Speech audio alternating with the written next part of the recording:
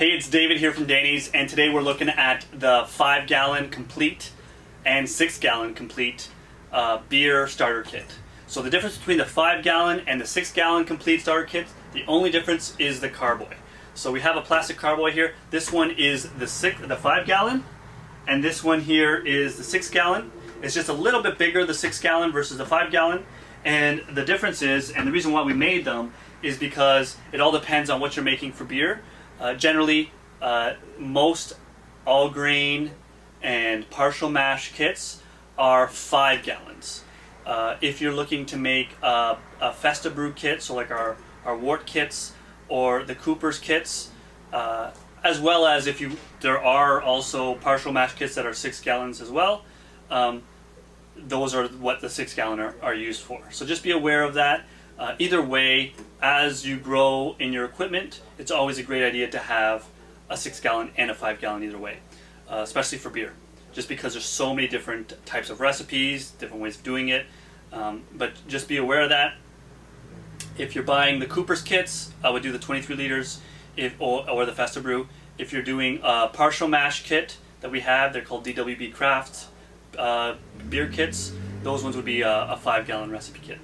Okay, so let's get started here. I'm going to go through the bucket. So both buckets are the same. We added a 32-liter bucket. It has a graduated cylinder on it, and we have a stick-on thermometer that can be stuck on just to see temperature range for ambient temperature when it's fermenting.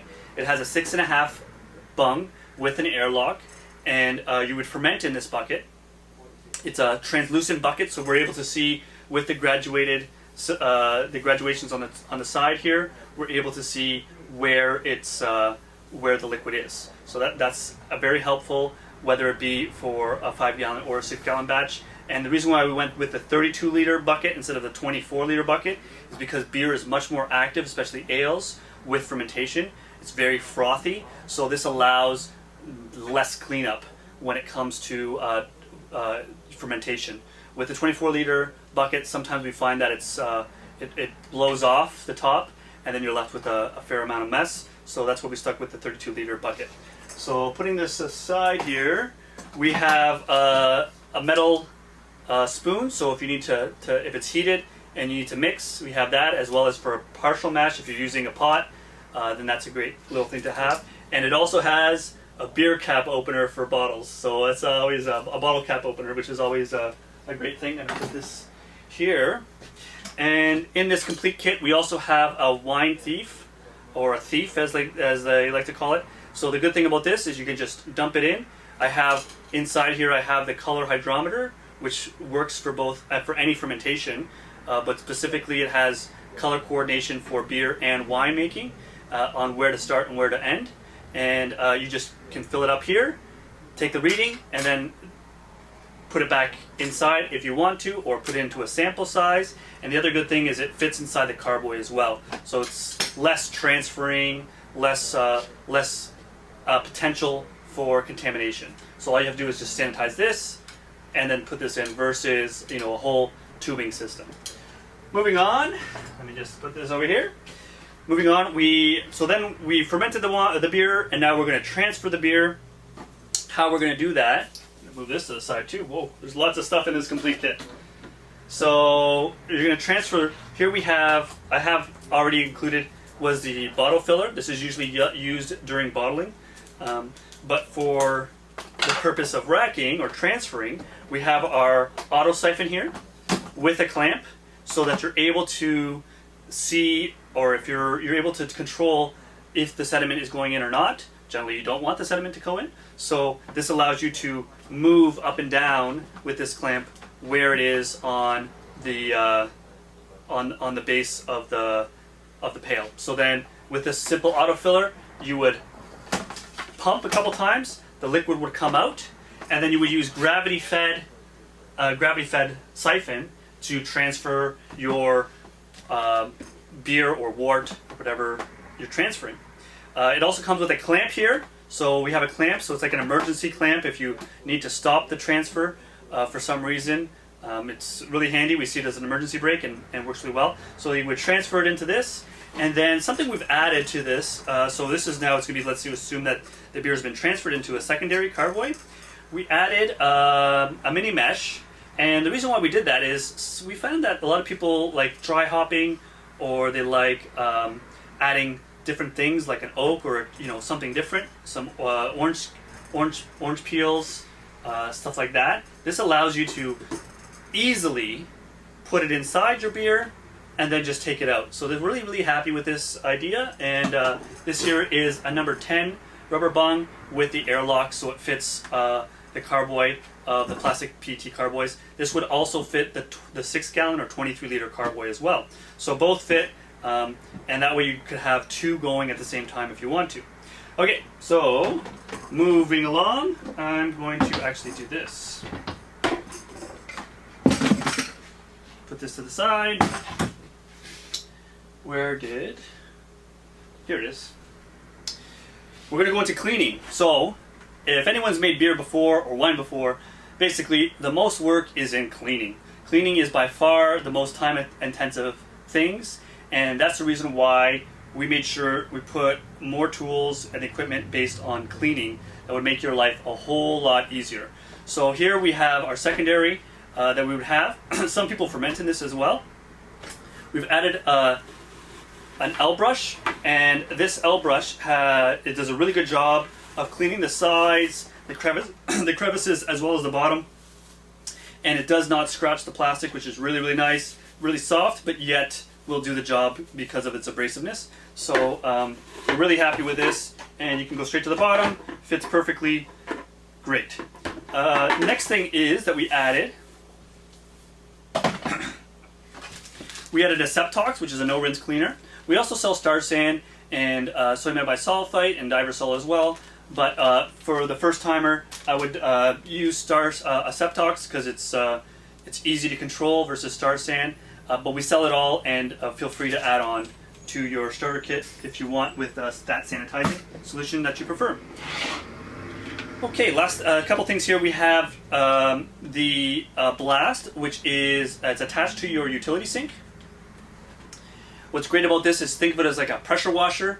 You can put anything on there. It'll then create a jet and spray all the way to the base. It's really good to take out any major sediment and things like that, as well as it works really good, of course, with bottles, whether it be wine or beer. If you have that sediment at the bottom of the bottle, that's a great way to just pressure wash it right out, which is fantastic.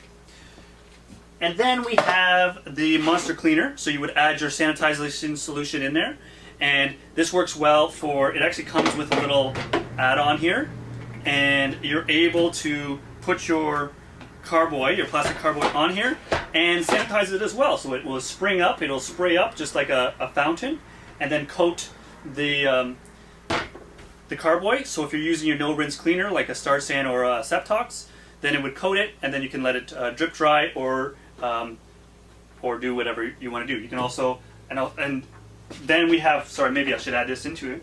We also have the bottle tree. So if you want, you can put that there, so it drip dries down onto the tray. You can also put this on here if you wanted to. It fits in there.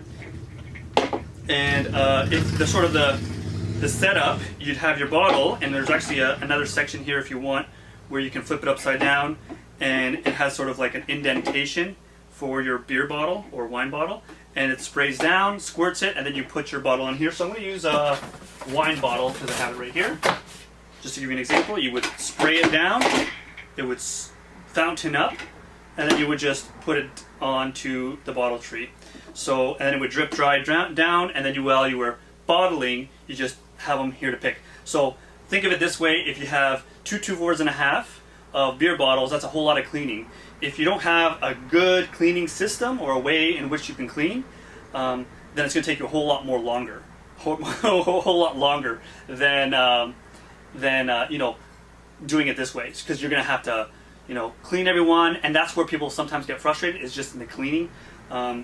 Again, what I would do if I was, maybe I'm going to divert a little bit here, but if I was in your position and you have the beer bottles, the first thing I would do, I'd drink my beer, spray it with have this on the utility sink, spray it real quick, get that sediment off so it doesn't get cruddy, and then when you're coming, and then put it upside down, and then get your beer bottle, when it comes to bottling, you give it a quick sanitization, and then you put it on your your tree, and then you start bottling, and you just pick the beer bottles as you go along. So that's sort of the system I would use, and I think that's why we sort of set you up with this kind of thing. The last thing that I didn't really talk too much about was this bottle filler. So how the bottle filler works is, again, pretend this is a beer bottle.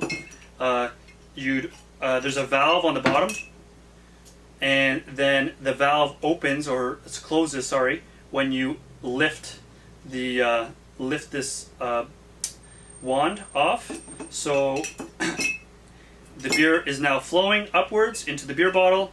You lift it, it stops, and you go from one to another. This is a money saver and time saver. It's worth every penny because of just spillage when you're filling bottles, consistency on the bottle, all those things. So the only thing that I would add on, if you want to, it all depends. So this has basically everything for cleaning, fermenting, and really starting your beer, would be for bottling. So if you want to bottle, look at our hand cappers. They're really, really good hand cappers. We're really happy with those. And caps and bottles if you need them. We also have PET bottles, which are screw-on caps, so you wouldn't require a capper, and that's a shipper-friendly, easy way of going as well. So those are sort of our options when it comes to the add-ons that I would recommend. And then the other add-on I would look into is adding more sanitization solution. But overall, this is a fair amount of, it'll definitely get you started, definitely get you going, and continue all the way up to bottling or kegging. That's another option as well. Hope this helps, and if you have any questions, comment below.